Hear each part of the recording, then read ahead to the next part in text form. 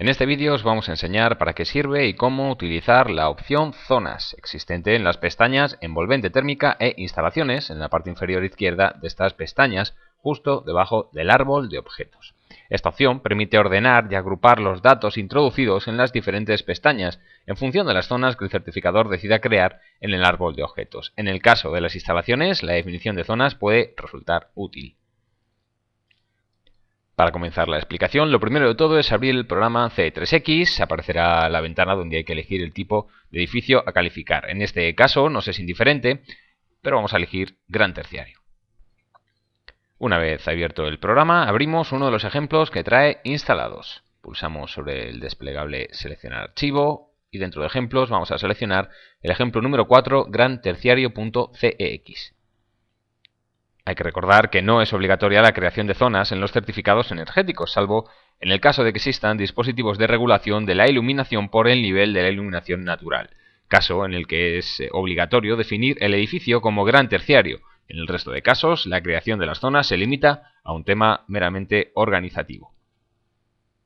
Sobre el ejemplo que tenemos abierto, en la pestaña Datos Generales, podemos observar que el edificio objeto de esta certificación energética tiene una superficie de 2.600 metros cuadrados, distribuidos en 4 plantas.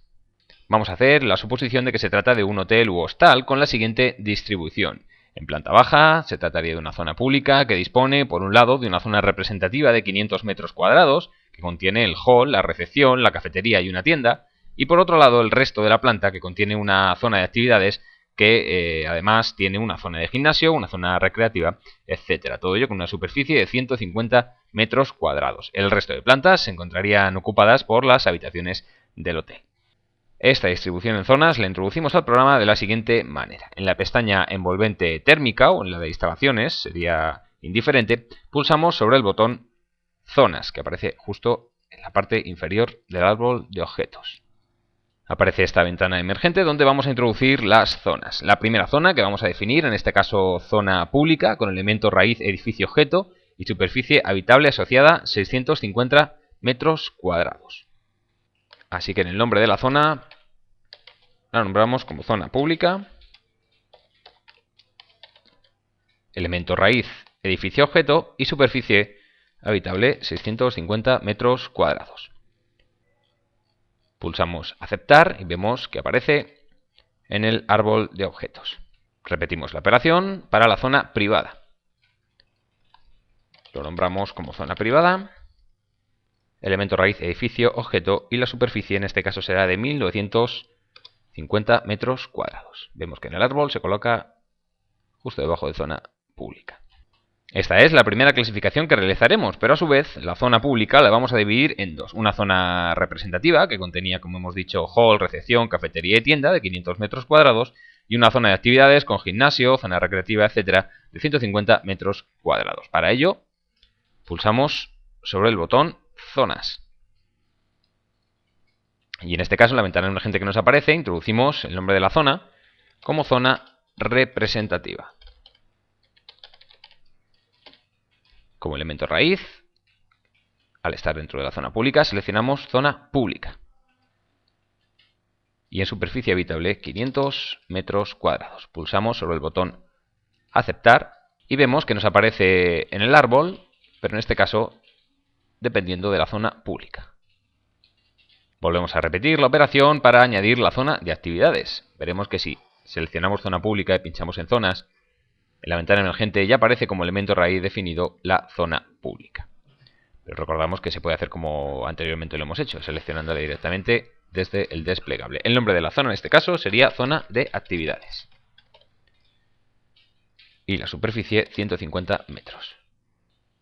Le damos a aceptar y efectivamente aparece dentro de la zona pública.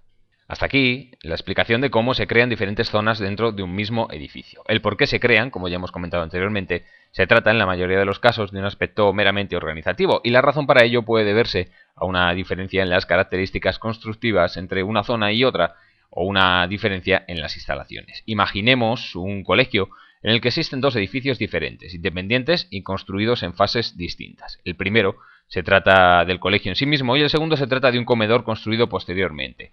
La organización en dos zonas nos ayudaría a definir tanto sus envolventes térmicas como sus instalaciones, sin mezclar las partes de un edificio con las del otro. Cada uno tendría una envolvente térmica con sus características correspondientes y tendría sus instalaciones.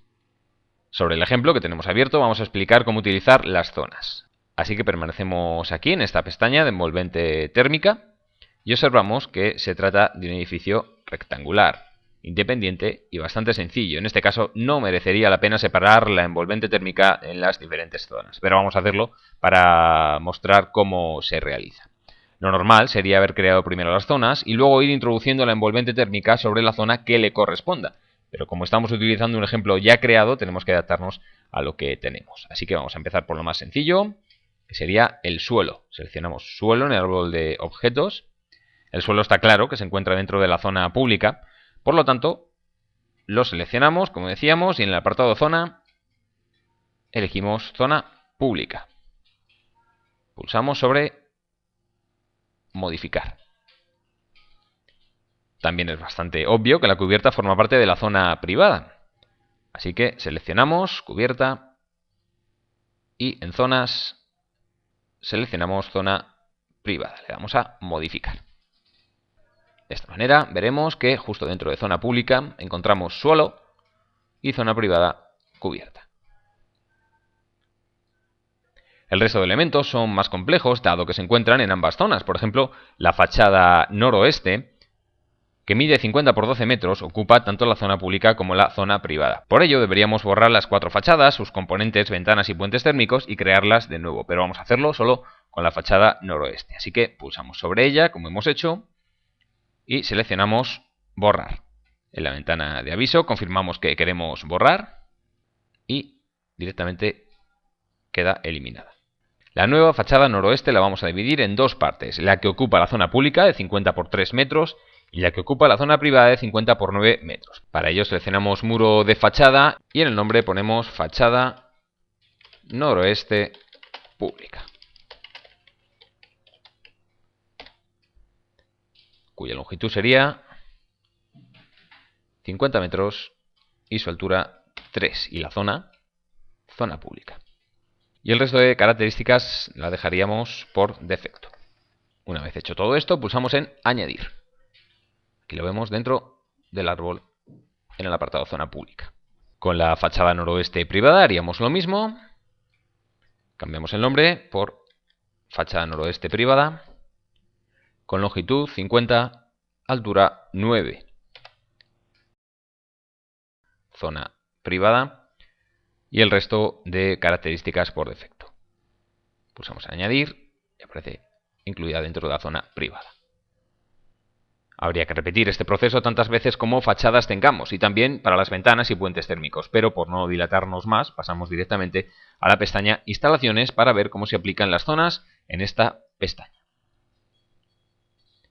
Pinchamos en Instalaciones y en esta pestaña observamos las instalaciones de que dispone el edificio del ejemplo. Nos pasa lo mismo que en la pestaña anterior. Al tratarse de un ejemplo ya realizado no tiene mucho sentido el uso de las zonas, pero vamos a hacerlo para explicar su funcionamiento. Por ejemplo, vemos que existen dos sistemas de calefacción, la bomba de calor 1 y la bomba de calor 2. La bomba de calor 1 cubre el 89,5% de la demanda de calefacción y la cual vamos a considerar que cubre la zona privada. Y la bomba de calor 2 que cubre el 10,5% de la demanda de calefacción y la cual vamos a considerar que cubre la zona pública. Así que seleccionamos bomba de calor 1 y en el desplegable zona elegimos zona privada. Veremos que el tanto por ciento y la superficie de demanda de cubierta cambia. Dejamos los datos conforme aparecen y pulsamos en modificar. Veremos que ahora este sistema, en vez de colgar en el árbol de edificio objeto, cuelga de la zona privada.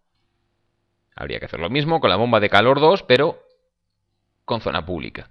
Seleccionamos bomba de calor 2 y en zona pública. Pulsamos en modificar. Por último, para finalizar esta explicación, volvemos a repetir que no es obligatoria la creación de zonas en los certificados energéticos, salvo en el caso de que existan dispositivos de regulación de la iluminación por el nivel de la iluminación natural, caso en el que es obligatorio definir el edificio como gran terciario. En el resto de casos, la creación de las zonas se limita a un tema meramente organizativo.